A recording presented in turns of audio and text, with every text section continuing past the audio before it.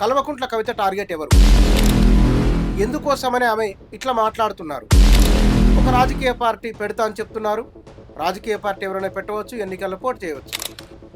ఒకవేళ ఆమె రాజకీయ పార్టీ ఏర్పాటు చేసి ఎన్నికల బరిలో దిగితే గనక ఎవరికి నష్టము, ఎవరికి ప్రయోజనము, స్వయంగా తాను ఎన్ని సీట్లు గెలుస్తారు, అదొక చర్చ. కానీ ఇప్పుడు 10-15 రోజుల నుంచి ఆమె మీడియాతో మాట్లాడుతున్న మాటలు, లేదా ఇష్టాగోష్ఠి చర్చల్లో వ్యక్తీకరిస్తున్న అభిప్రాయాలు, మీడియాలో వస్తున్న వాటిని బట్టి చూస్తే కనుక ప్రత్యేకించి కేసీఆర్, టీఆర్ఎస్, హరీష్ రావు, వీళ్ళ కేంద్రంగానే బలమైన కామెంట్లు చేస్తున్నారు.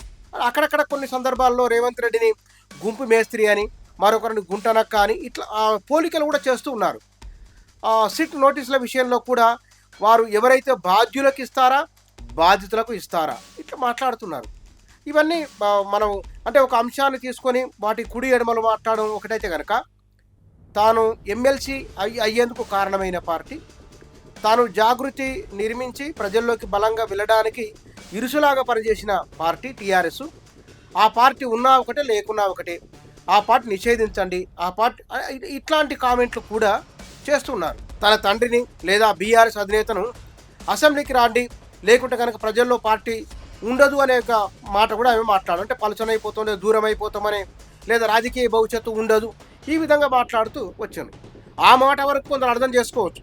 నిజమే కదా, మరి కేసీఆర్ అసెంబ్లీకి రావాలి, గడిచిన ఆయన ఈ 2 ఏళ్ల కాలంలో అసెంబ్లీకి రాలేదు, తెలంగాణ ఉద్యమం జరుగుతున్నప్పుడు ఆయన పార్లమెంటుకు వెళ్ళలేదు అని, ఇట్లా నానా రకాల చర్చలు గడిచిన 20 సంవత్సరాలుగా కేసీఆర్ మీద ఉన్నంతగా మరెవరి మీద లేవు. ఇప్పుడు కొత్త కాదు. ఆ కొత్త విషయం ఏమిటంటే కవిత మాట్లాడడం.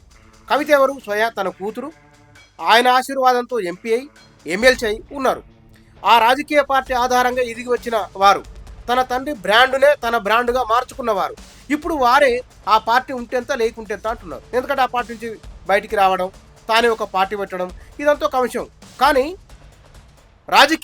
ఎవరి రాజకీయ భవిష్యత్తు బలంగా ఉండాలని బీఆర్ఎస్ నిషేధించాలనడము, ఎవరి రాజకీయ భవిష్యత్తు బలంగా ఉండాలి, టీఆర్ఎస్ ఉంటుంది అని అనడము, ఇవి చర్చనీయాంశాలు.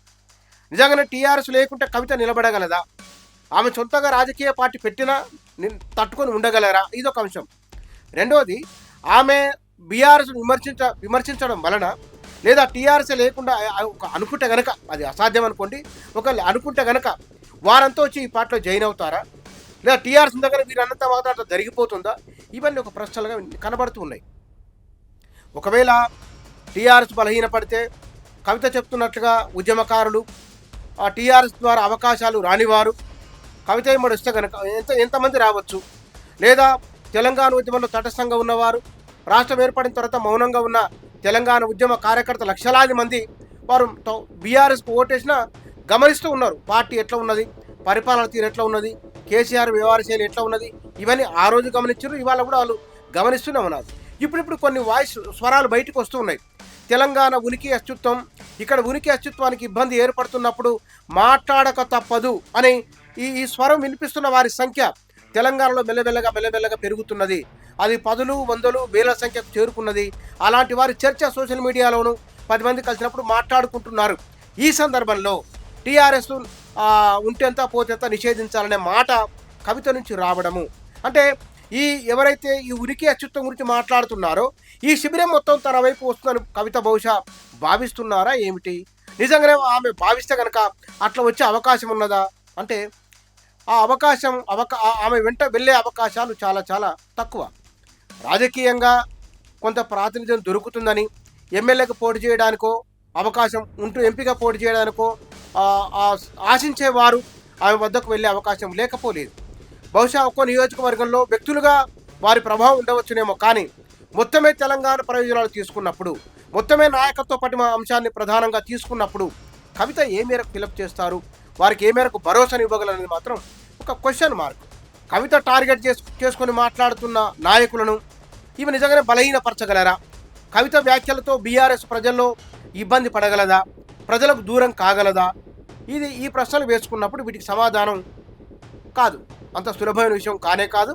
కవిత వ్యాఖ్యల ద్వారా, కవిత చేసే స్టేట్మెంట్ల ద్వారా, ఆమె విమర్శ ద్వారా బీఆర్ఎస్కు నష్టం జరిగే అవకాశాలు బహుశా ఏడాది కింద 6 నెలల కింద ఉన్నంత తీవ్రత ఇప్పుడు ఆమె వ్యాఖ్యల్లో లేదు. ఆ నష్టం జరుగుతున్న అంచనా కూడా లేదు. అయితే 2 విషయాలు ఇక్కడ ఎక్కడైనా సరే ప్రజాభిప్రాయానికి ఓటే చాలా ప్రధానమైంది. ఎవరికి ఓటు బలం ఉంటుందో, ఎవరికి సీట్లు ఎక్కువ వస్తాయో, ఎవరికి ఓట్లు ఎక్కువ వస్తాయో వాళ్ళు ప్రజామోదం పొందినట్లే లెక్క. ఇది వచ్చే అసెంబ్లీ ఎన్నికల నాటికి కానీ మనం స్పష్టంగా చెప్పడానికి వీలు లేదు. ఎందుకు అనంటే కనుక కొన్ని సందర్భాలలో ఎవరు అధికారంలో ఉంటారో సాధారణంగా వారి వైపు ప్రజలు స్థానిక సంస్థల ఎన్నికల్లో మొగ్గు చూపే అవకాశం ఉంటుంది. కాబట్టి ఆ మేర కొంత మినహాయింపు అనుకుందాం. వచ్చే అసెంబ్లీ ఎన్నికల నాటికి లేదు. ఈ రాబోయే 2 ఏళ్ల కాలంలో ప్రజా సమస్యల విషయంలో కవిత ఇంత సీరియస్గా తీసుకొని పోరాటం చేస్తారో అనేది ఒక విషయం అవుతుంది. 2 అధికార పార్టీ తాను ఇచ్చిన హామీలను ఎంత మేరకు అమలు చేసిందో కూడా చూసుకోవాల్సి ఉంటుంది. 3వది ఈ అధికార పార్టీని ఏ మేరకు క్వశ్చన్ చేయగలిగింది, ప్రజలకు ఎంత దగ్గర కాగలిగింది, ప్రజలు బీఆర్ఎస్ విషయంలో ఏ మార్పు అయితే రావాలని అనుకుంటున్నారో ఆ మార్పు కనుక వారు తెచ్చుకుంటే ఆ మేరకు బీఆర్ఎస్కు అనుకూలిస్తే, లేకుంటే కనుక కాంగ్రెస్కు లేదా 3వ ఫ్రంట్కు అవకాశం ఉంటుంది.